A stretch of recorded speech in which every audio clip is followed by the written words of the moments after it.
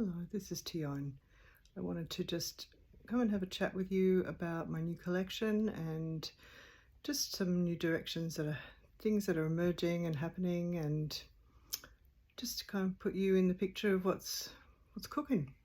So the new collection, The Four Flames, is the culmination of a long chapter of creative expression in perfumery for me, and these four fragrances are the culmination of what I've learned, and not only about the making of my perfume, but the learning of what I crave or seek in a perfume. And therefore I would like to just explain that they are a step away from a lot of the oud makalats that I've dabbled with in the past, and these contain some really extraordinary, rare, precious ingredients that are not available to mass producers of perfumery. They're just only available very infrequently and often in very small quantities. I have to really search far and wide just to be able to get a couple of 100 mils of, a particular artisan distilled myrrh made from a particular myrrh that is very rare and hard to find. I also look for sustainable, fair trade products that aren't harmfully impacting environments whenever I can. And so these four flames contain things that I deeply resonate with. However, for the beautiful tribe of people that have been enjoying my perfumes over the years, they may be something of a disappointment, because I haven't gone out on a limb to explore, fruit extracts or combinations of things that are entirely new or innovative. What I have done is consolidate what I know and blended four fragrances that are the very best perfumes that I can create, but they are totally steeped in the style of perfume that you've come to know as mine. So they are, three of them are ambers, one is a ship, and they are, I guess, echoes, or they carry ribbons of elements that you may recognize from earlier works, and therefore you may not necessarily need these in your wardrobe. They are not the same as earlier works, but they are not groundbreakingly different from the branches or the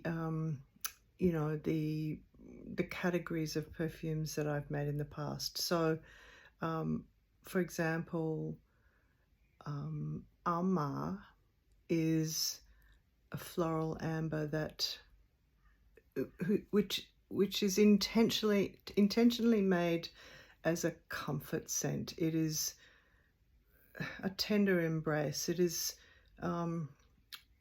really about that solace that I think the whole world is yearning to experience after such a turbulent chapter of uncertainty and illness and sudden change. The isolation, the illness, the loss, the confusion, the complete sort of break from the known into a bleak unknown has brought with it a great deal of anxiety and uncertainty and unsettling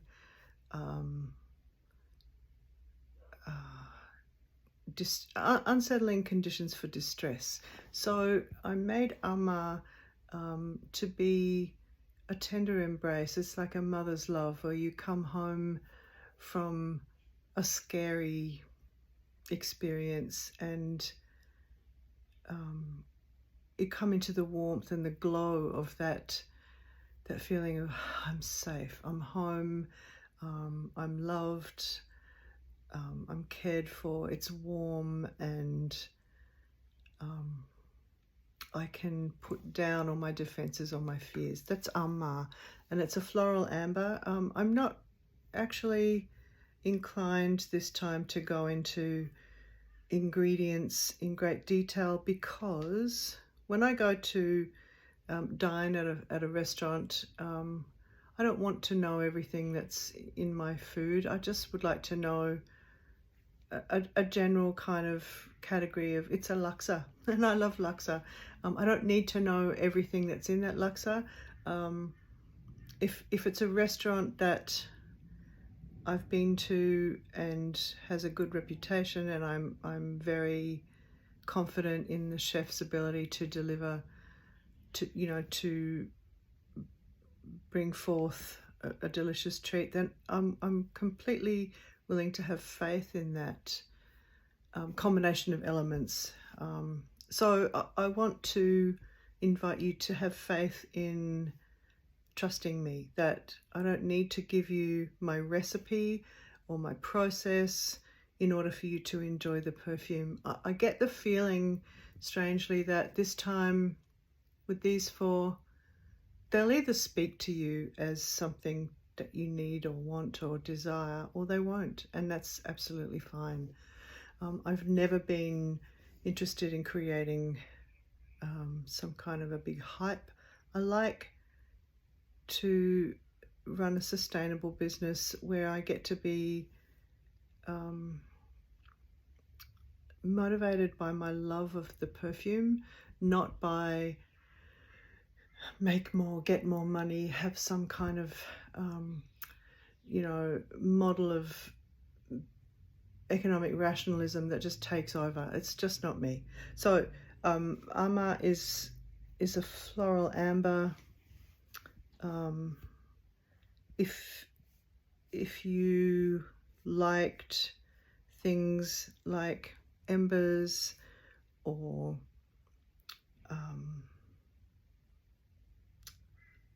I guess sacred ground, or honey amber, or Polynesia,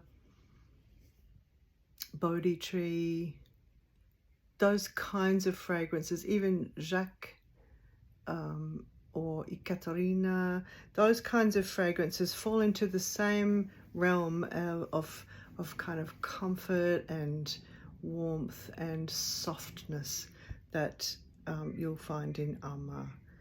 It's still in its youth.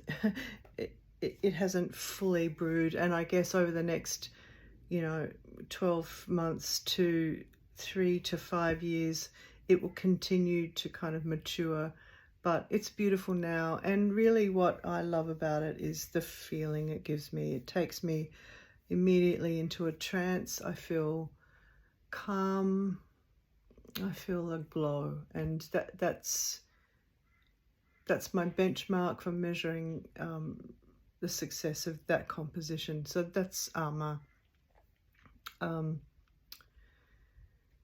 The next one I'd like to mention is Flower of Life. It started as a very an airy floral. I used a lot of high altitude premium lavender, wildcrafted Kashmiri lavender, and some French maillette, and it grew from there, and it's eventually become a very beautiful rose perfume. I'd always intended for it to be a rose. I didn't want it to be a heavy, clumpy, kind of dense rose. So it is, it begins as a kind of a cool English garden, a stroll in some cool woodlands with some beautiful wildflowers, and it gradually becomes a greenhouse of magnificent roses. They're all airy. There's no heavy, jammy, boozy roses. They are pink roses. And what happens with it, which I really love, is that when you spray it, it's as if the rose petals are spread around in your energy field. They're suspended there. It doesn't stick to you like lacquer. It's not a functional smell. It's not trying to mask anything. It's just that as you walk past people, their heads turn and they say, oh, wow, that's a beautiful perfume. And you become a kind of, your auric field is strewn with rose petals. That's all I can say about it. It's a beautiful, fresh, delicate rose. There's no boots in this rose. So Flower of Life has all kinds of metaphysical intentions about joy, about connecting to the whole, about repairing the damage, the tears in our consciousness about who we are as individuals and as a collective whole. I think we've been kind of shattered into a state of uncertainty about our boundaries, about who we are, what we're about, what we're against, who we're with, who we're not with, all kinds of separating devices. And I wanted this perfume to be a bouquet to remind us just that being alive is a miracle. And we have the opportunity to be with each other and to be participants in a collective miracle. And it's about that. I don't want to wax on about that for too much more, other than to say it's probably what would be considered as a fairly feminine floral rose perfume. I know that there's lots of men that would enjoy it, but it's certainly not a Boise rose. It's a whimsical, beautiful, delicate butterfly of a rose. And so then we come to the dark perfume in that collection, which has a duality about it. It's a dedication to an ancient Egyptian goddess called Nut. It's also a kind of a tongue-in-cheek offering on the altar of classic French perfumes. So it's also Nuit, which is night. And Nut was the goddess of the night sky. She was the mother of Nephthys and Isis, and she represents the vast, infinite night sky, the heavens, deep space, all kinds of complicated and powerful cosmological stories. And so it's a perfume for, I guess, for night. In some ways it is complicated because it's just a hippie girl perfume, but it's not.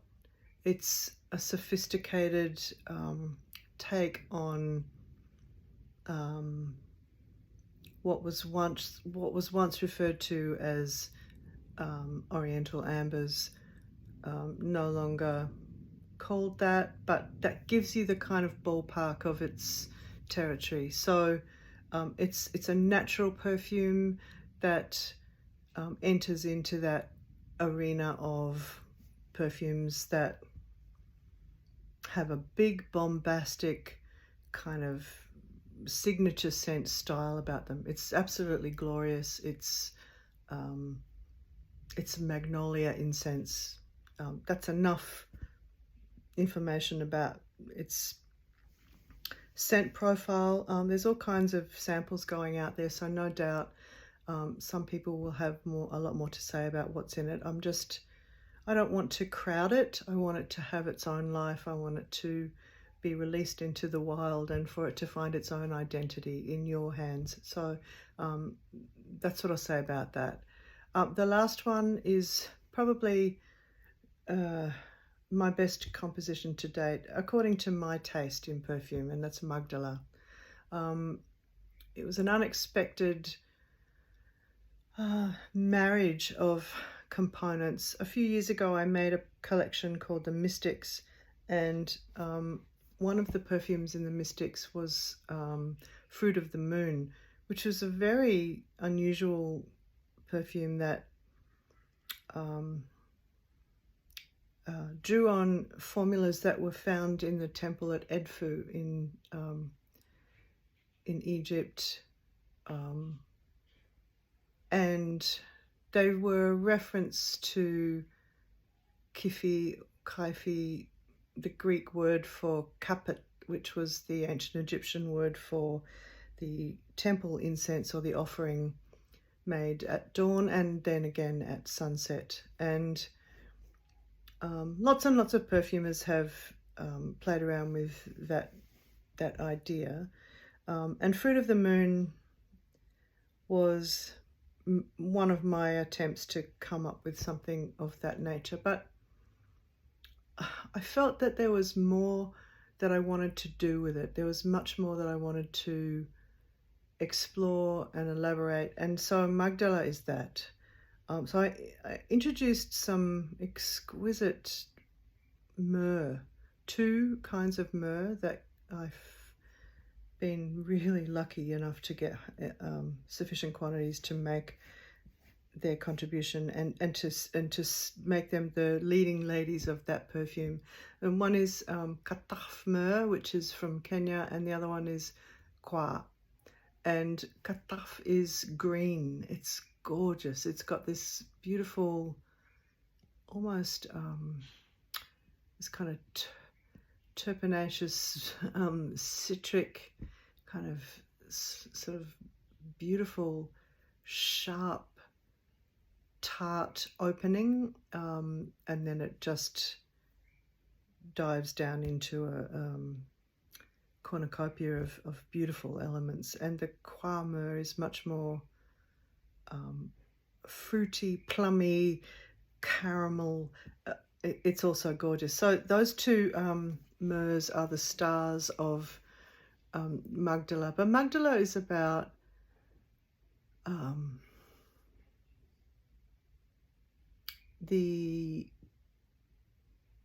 I suppose, the liberation of women in the world from struggle, from violence, from oppression, from the morality police, from danger. I wanted Magdala to be a symbol of women's strength, their beauty, their courage, their capacity for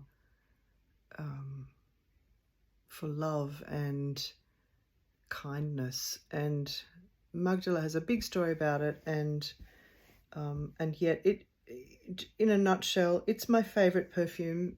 I think it's my best perfume. It's just kind of clicked into place like a Rubik's Cube that I've been practicing for the last 25 years, and finally it just went into place. So not everyone's going to like it. It's unusual. It's interesting. But I think everyone wants to be unusual and interesting. At least I do. So it's a great big step away from mainstream perfume. I stand by it. I'll never make it again because I'll never be able to get kataf and kwa myrrh in those quantities again, if ever. They're harvested sustainably by 2 different groups of women in Kenya, one in North Kenya, distilled by a woman distiller who's a master artisan. They're extraordinary.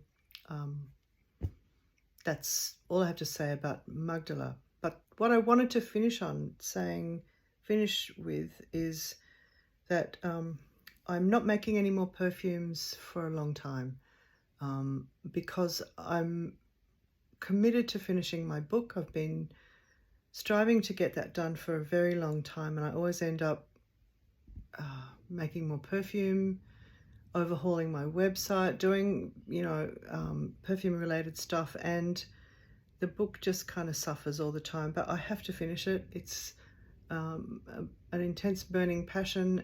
It wants to be written. I need to give my time to it.